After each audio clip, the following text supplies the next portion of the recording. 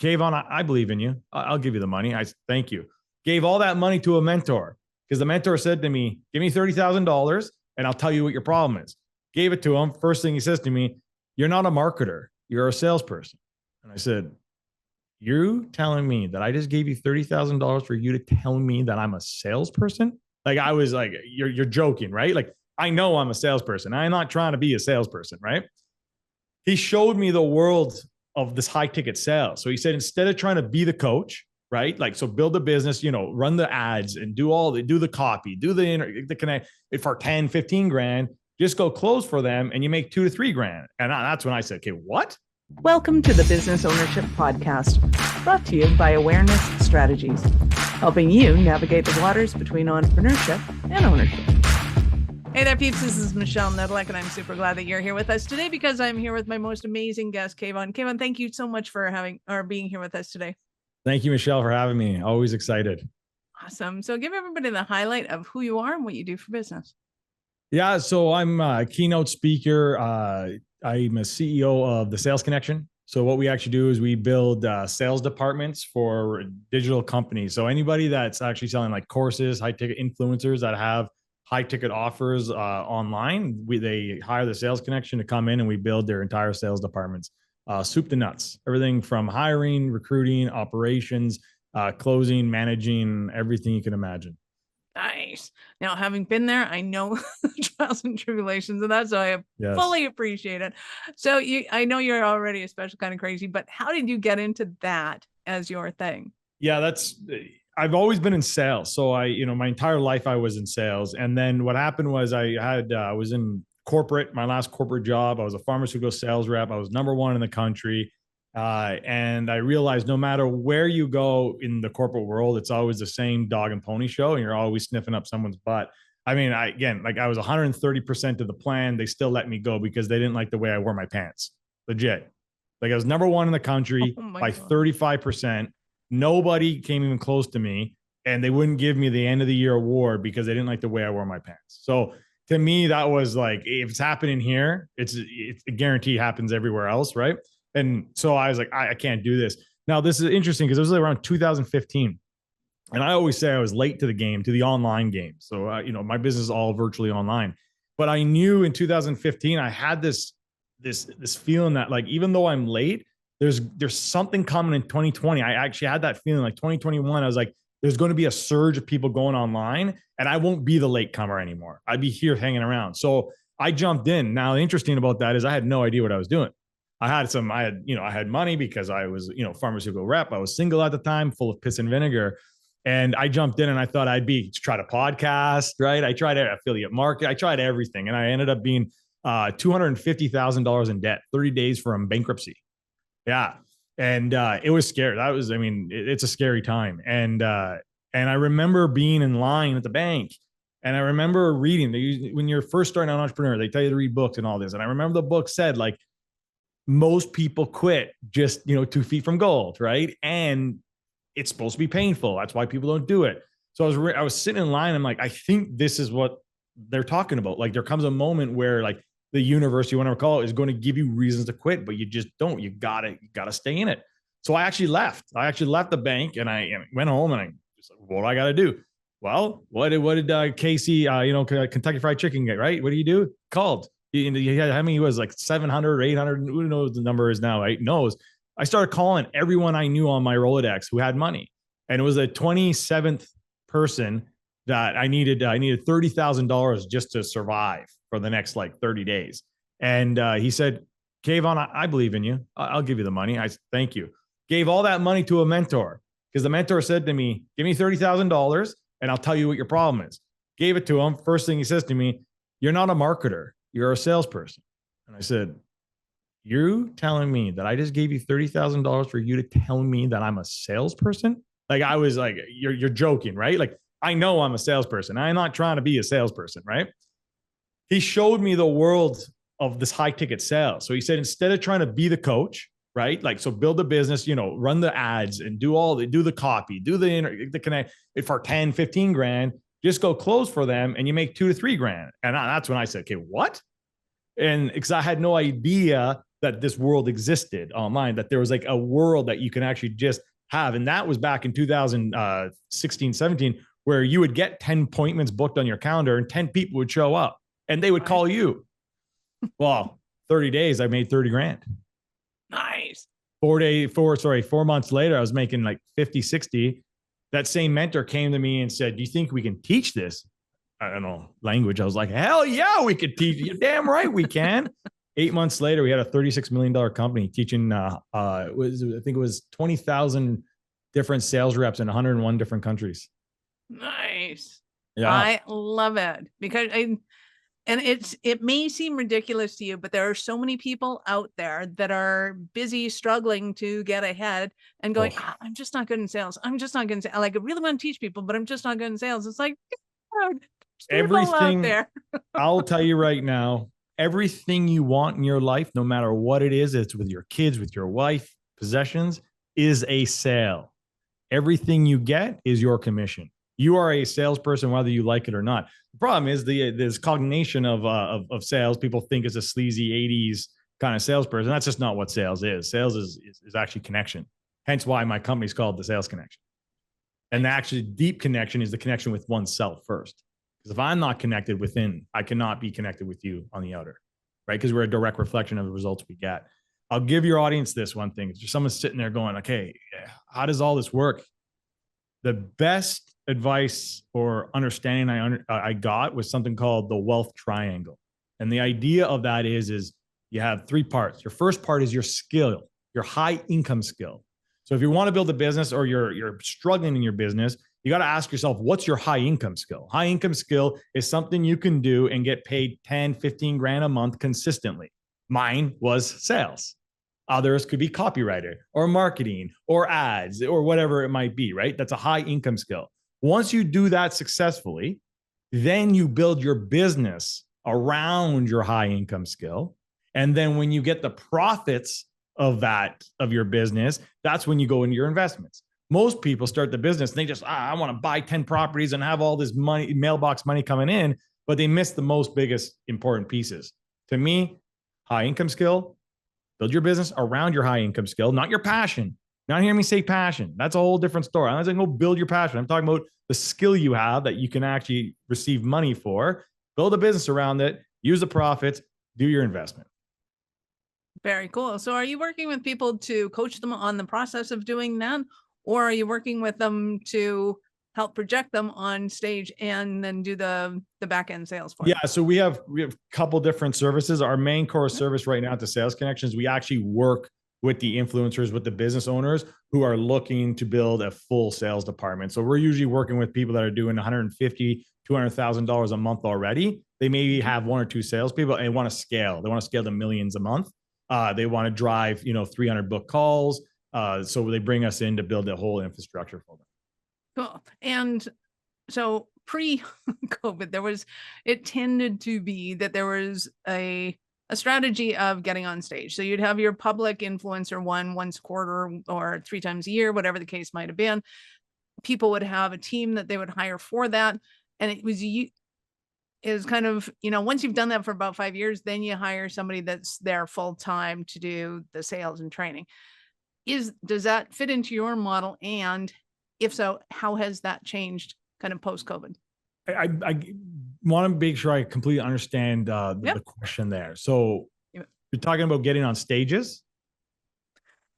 Typically, if they were getting on stages, they would do a launch. So it was, it could have been, it was usually getting on stages. Yeah. They'd have an event, like a big event. Yeah. And then they'd have somebody kind of doing the sales and coaching in the back for end. them. And then, so here's a great thing now with the market's changed. You don't have to do the event. I think the event's the last thing you do. That's the most expensive thing you'll do.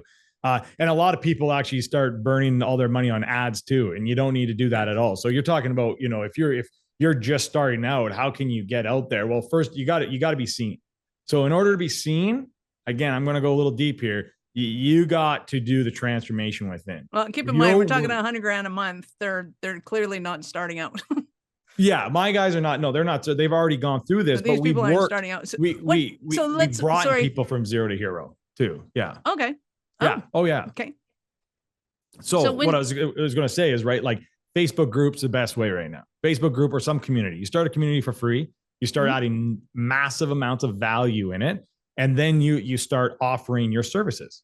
Now, if you've never ever worked with anybody, you might have to work with the first 2-3 people for free in order to get your testimonials, in order to tweak and work on your craft that you would use as a testimonial. And then from there, you start charging, and then you can start charging premium prices.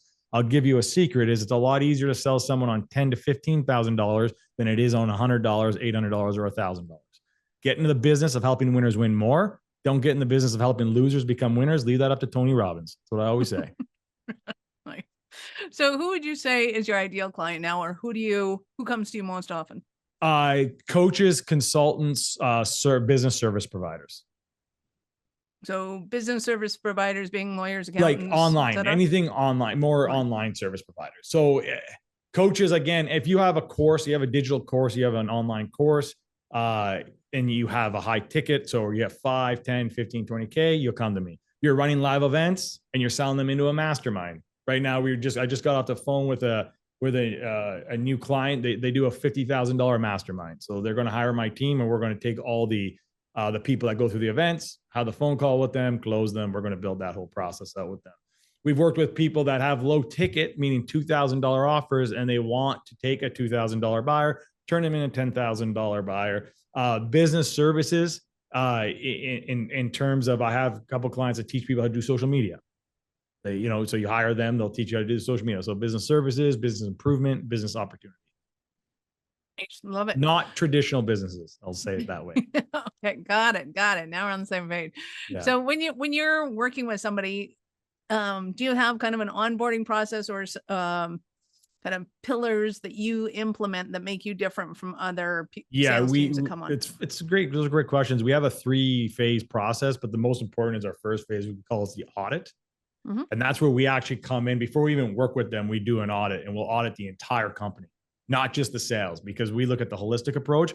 Sales is only good as marketing. Marketing is only good as its operations. Sales is only as good as the fulfillment on the back end, all of that. So we do a full 45-day audit. We look at everything. We interview every employee. We look at all the things that are going right, all the things that are missing.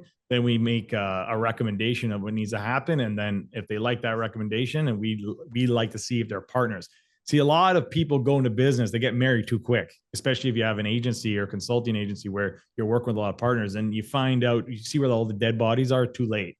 We don't do that. We're a little bit more boutique. So we actually like to go on a date first, which is that audit, see how we operate, see how we communicate, do our teams mesh? And then from there, we go to a phase 2, which we start building all the process, the tools, the systems. And then phase 3 is what we call the scale. This is where it's full running internal sales department. Is there any kind of big mistake that you notice entrepreneurs making before they get to you and you're like, wow, why do people do this? But they do. So I'll tell you, one of the biggest mistakes I can save your audience is sell it before you build it. I've seen so many entrepreneurs waste time building the perfect product or the perfect service, and they have no way of selling. They don't even know if the market wants it. It's a scary thing for a lot of people. What happens if I sell it and it's not there? Good. That's a good problem. That's a good problem. So if you're like, well, I don't have a product, you don't need one. Oh, well, I don't have a course. You don't need one. What you need to know is sales and marketing first. Marketing over sales. Actually, before the day, people used to say sales is more important than marketing. I'm a sales guy, and I can tell you right now, in today's world, you can scale marketing way faster than you can scale sales. Absolutely. Figure out the marketing. Well, and I think there's a huge difference between kind of selling a cup or a 3-dimensional object in person, yes, selling it online, right? You can, granted, you can take that cup and absolutely the same rule applies, sell it first and then build the cup. And I think it's going to be times are going to change. It's going to be easier to convince people of that as time goes on, but it is definitely a misdemeanor in thinking that you have to build it first and they will come in the digital world. It's an absolute wrong, zero waster. Don't do it. And in fact, it'll cost you like the potential of selling your thing almost. The people, the reason why they do this, business owners do that is it's a crutch for them. It's what I call as a back door. It allows them not to go live. It allows them not to actually, because they can sit on this excuse. Well, it's not ready. It's not perfect. And okay, well, when is it ever going to be perfect? When is it ever going to be ready? Right. So you got to make that decision for sure. Like we have 2 products coming out. We're already sold 10 units on each one. It's not built. We're going to do it live because we got to test it. We want to test it. I want to make sure I'm also giving and getting feedback from people to make sure how selfish am I to think that I know the exact answers what you need of everything. I don't. But when we start working together, you're going to give me that feedback and I'm going to understand it. And then, and then we can build it out. And then again, you hear MVP, minimum valuable product, like the minimum product that you need to offer a great service. Again, don't confuse bad service here. A great service that gives great transformation that you can continue to upgrade and build upon and upon and upon. And a lot of these products that, they don't tell you, they have like a 2 to 3 year shelf life. So what you build today is going to be, it's done in 2 to 3 years, unless you update it and you continue to improve it and you keep working it, and you even might have to pivot. Absolutely. And I don't think people realize that minimum viable product came from the software industry, where they had to put something in front of their audience because it was such an intangible that it's like, okay, are we on the right track? This button, it turns on and off. Is that really what you wanted? Let's start there and kind of move our way up. And it became confusing when it was other intangible products like coaching and or whatever, a mastermind, to be able to understand that what you have in your head and how you conceive it isn't really what the deliverable is going to be, especially if it has longevity of a 10-year program.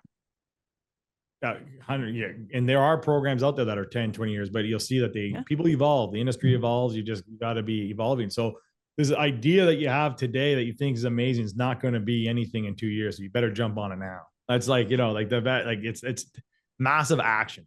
I tell people take massive action, and that's the only way you're ever going to actually achieve the success you want. Most businesses fail because of the owner, the business owner. The fish rots from the head first. That's good visual.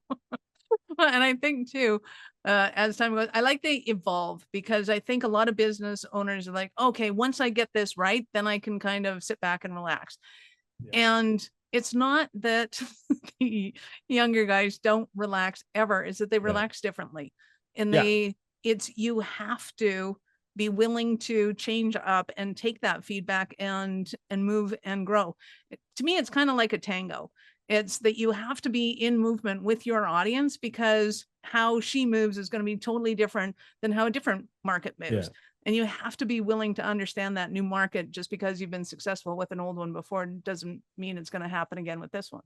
Well, again, it's a growth mindset, and it's always the same thing. You hear this all the time. It's like, what got you to your first million is not going to get you your 5. And what gets you your 5 is not going to get you your 10. And a lot of people get to that first million and they try to just duplicate that same thing over and over 10 times. But that's not actually what you do. You at your first million, you jumped to the 10 million by being a completely different person, a different leader, a different business, different service, different product. Yeah, absolutely. I'm loving the conversation. In a moment, I'm going to ask you about Cinderella story of one of your clients. But before we do that, we're going to take a quick.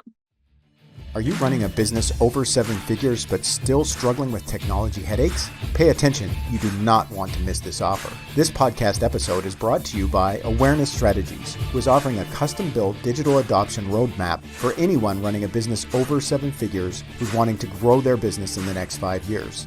And it's not just a roadmap, they offer full implementation as well if that scares the out of you. Check out awarenessstrategies.com/roadmap for more details today. The link's in the show's notes. Don't regret not doing this. Do it now. That's awarenessstrategies.com/roadmap. I am super excited to hear an example of a Cinderella story of one of your clients. It's funny because I just think of, like, we've had so many, but I could give, one of them was a company called Ecom Hub, where he was 22, 23 years old. He was a very smart, young guy. I'd say young kid, not to disrespect him, but he was doing like 10, 15K months selling an FBA automation course. We came in and we brought him to $1 million months, like a 22-year-old, $1 million, like life-changing. We had another group that we just worked with where that we brought them to a point where they got purchased They got bought out. Company came in and bought them out. So we've had many like Cinderella stories. I mean, we don't like, again, we're in the business of helping winners win more. We definitely don't have many like losers, I'd say. We like, it's here's a key. I didn't say this. It was very important. In order to be effective, you got to be selective. In my case, I have to be very selective of the people we work with if I'm going to be effective, right? So we create a really good selective process, you'd like to call it. So we like to buy like wins. You know what I mean? Like if I don't feel good about it, or if I think it's going to be too hard, I just say no to it, because I know there's going to be an easier one. I don't want to say easier, but look, again, business doesn't have to be so hard all the time. And believe me, it is hard. So why make it harder than it has to be, right? So again, it's not being desperate, it's being selective. Nice. Just so many. I mean, that we did 0 to 36 million in 8 months that's a pretty good Cinderella story for, I would say.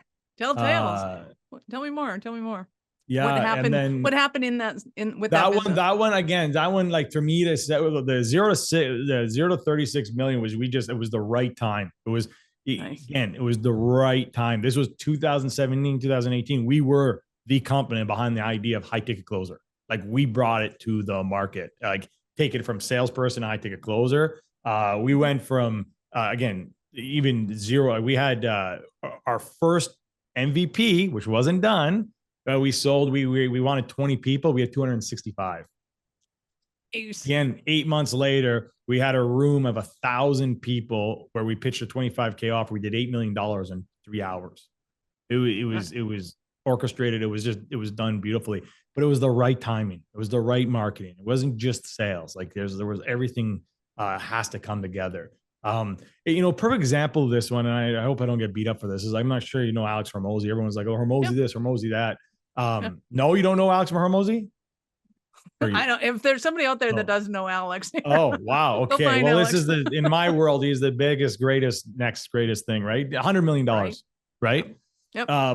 And he's smart, brilliant dude, but they see all that, but they don't see that it was timing. Like he had an offer that was for gym owners in 2020, where gym owners, they had no idea what they were going to do. And his offer was great. It worked. So why am I bringing that story up? It isn't just about having a great service or a great product. It's also having a great service at the right time, in the right industry, the right moment, right? And all those coming together. That's how you get to these big numbers. Because no one ever talks about the dead bodies that we see out there. No one talks about them. We only see, we always talk about just the success stories, right? There's a lot of dead bodies over the success stories, but the difference is again, the right offer to the right audience with the right message. Say it again. The right offer to the right audience with the right message. You get those 3 things right, you can't lose. But those are the hardest things to get right. Exactly. So I'm assuming, one, that somebody's got a product or service. Obviously, they're making some coin with it, but maybe they're just not happy with their current marketing team. Maybe they're not getting the numbers and the results that they're looking for. What other stumbling blocks might somebody have being there thinking, oh my God, Kayvon, we need you so bad? Yeah, it is that. Like, so other stumbling blocks is you're stuck on the phones yourself. You find yourself on phones doing the sales, and you're like, I didn't get into the business to be a salesperson, and I can't scale because I can't scale my time. Yeah, that's when you call us. Even if you are good in sales, by the way, and you're listening to this, get off the phone. Yeah. If you're a business owner and you're amazing at sales, you will never be able to scale your business if you're on the phone. It's fact. And you didn't get into the business. And then, oh my God, I know business owners that do that. And then when do they do the coaching? After they've done the sales? How exhausting is that? Now you're a glorified employee. You're just a glorified employee for your own business. Not good. Other options too is you got these guys that like they use their I say their sister-in-law and their uncle or their best friend to help them build the business, but they can only take them to a certain level, right? They need to go to that next level. That's kind of when you bring us in. If you have a front end offer and it's crushing, but you don't even have a back end, definitely have a call with us. We'll teach you how to put a back end in. Back end meaning you're doing a couple $100 offer or $1,000 offer. Well, how do we put a $10,000 offer? How do we put a $25,000 offer? How do we put a $100,000 offer? Mm-hmm. I love it. So I know our listeners are going to want more from you. How did they start that journey with you? I always make it easy. Just go to kayvon.com, KAYVON.com. And from there, I'm on every social. You can get me wherever you hang out. Sweet. We will, of course, have that link in the show notes. So go ahead and scroll down, click on the link, open up in a new browser because we're not done yet. So, Kayvon, I get to ask you, at what point in life did you know you're special kind of crazy enough to think that you could become an entrepreneur? It's going to sound weird, but in grade 1, when they written me off and said that I had ADD, ADHD, LD, that I was going to end up in jail or working in a factory, from that moment, I knew I was different. And I had to prove them wrong. Yes. Chip on the shoulder. People go, you sound like you have a chip on your shoulder. You're damn right I do. I'm very proud of it. Awesome. Yeah. See, little kids like you, I absolutely love and adore. It's like, yes, give them to me. We will make them awesome. Yeah. So from there, I just being ostracized in that school system, being taken out of the class every single day, being told that you weren't good enough, bringing to the office, knowing in your heart that you're not bad. Like I wasn't a bad kid. You know what I mean? Like I didn't come from a bad family. Like my mom raised me well to be respectful, but they treated you like a second-class citizen. From there, I just knew like I was meant to do something greater, like something above the average. And then again, the corporate world, like, as we talked about before, these were all just signs. Like I wasn't, a square. I was a round peg, trying to get into a square hole. Like just didn't, I was like, I'm a triangle, not even a square. I'm not even a circle. I'm a triangle. That's what I am. Okay. So you like it or hate it. It's what I am. I personally love it. And I'm glad you decided to take the bull by the horns. Yeah. It's scary. It's scary. It's scary, but I wouldn't change it for the world. I wouldn't change it for the world. Nice. I want to ask you one more question I haven't asked you, because you have a special kind of energy to you. And a lot of business owners that I know are like, yeah, but how do I continue? Like, how do I'm sure it's kind of how your teachers must have felt in schools. Yeah. Like, yes. And how do I harness that energy in the direction that I want to work with it? I was really happy. I was hoping you were going to ask me, how do I get it? Because I was but harnessing is the key. How do you harness it? I've harnessed it through a lot of work, internal work. I'm talking therapists, coaches, all doing the internal work to learn how to harness that energy, because it was too much for me to handle. And then the other thing is that's where you get into this, having a clear vision. You have to have a very clear vision and a clear goal. And you have to realize that you have to cancel out everything else around you. Once you get like your idea or the one thing, you got to go all in. A lot of people have one foot in and one foot out, and they're wondering why they're not getting to where they want to go. They all sit back and they all say, well, that person has this and they have that. And they give them they try to give themselves this back door, like they have something that they don't. That's just not true. The difference between me and you and the others that are not doing what they want to be doing is we took that leap. We put that cape on, we never took it off. There's no such thing as about being half pregnant. You are or you're not. And I think that's the key, is you got to have that clear vision and then separate everything else. Because like very easy, I can get, I got to go real estate. I got to be affiliate marketer. This next thing, there's all these things that come up. Clear vision, clear eyes, full hearts, can't lose. I love that. You have been absolutely awesome. Any last words for our peeps? You had a really good mic drop there, but I was like, I gotta get something else. Now I gotta think of another one. No, you don't. It's all good. I would just say this. If you're listening and you're just starting out, just know that there's been thousands of people in your spot, and there's going to continue to be thousands of people in your spot. And they all went through that pain and that struggle and that fear. And they continue to go through that. Whether you're doing $1 million, $1 billion, $1 trillion, we all have those same fears, those same thoughts. The difference is how we choose to let them rule our world and rule our life and the actions we take. You are a direct reflection of what's going on the inside. I love it. You've been absolutely awesome. Thank you so much for your time. I appreciate it. And I know how valuable it is. Appreciate it. Awesome. Peeps, thank you for being here with us today. Be sure to subscribe to the show, share it with your friends. We love helping entrepreneurs grow. Are you running a business over 7 figures but still struggling with technology headaches? Pay attention, you do not want to miss this offer. This podcast episode is brought to you by Awareness Strategies, who is offering a custom-built digital adoption roadmap for anyone running a business over 7 figures who's wanting to grow their business in the next 5 years.